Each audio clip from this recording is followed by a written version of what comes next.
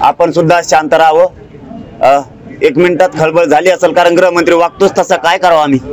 त्या दिवशी सुद्धा गृहमंत्री असंच वागला होता आणि आता SITने मला अटकाची मागणी करायला आहे। मी जर अटक झालो ना आणि तुम्ही जर मला बळच अटक केलं ना षडयंत्र करून, तर या राज्यात करोडो लोक भूक हडताळला बसणार आहेत। करोडो लोक।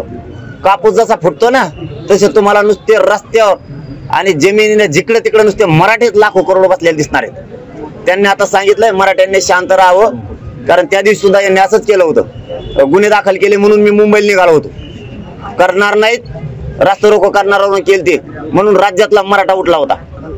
हे मराठ्यांना चॅलेंज करू नका। तुम्हाला सांगतो, तुमच्या हातात नाराजी उडून घेऊ नका।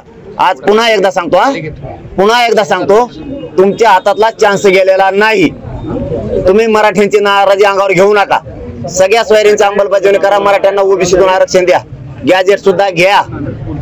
हेच लोक तुम्हाला डोक्यावर घेऊन नसते, यांच्या अंगावर यायचा प्रयत्न करू नका। हो, मी जर हॉस्पिटल सोडलं आणि मला खर्चाटलं बी, तरी आता बघितलंय मी समाजाला किती जीव लावतो। मी स्वतः आयुष्य आरामात नाही बसू शकत। माय बाप म्हणलंय समाजाला, या समाजासाठी मान सुद्धा कापून द्यायला तयार।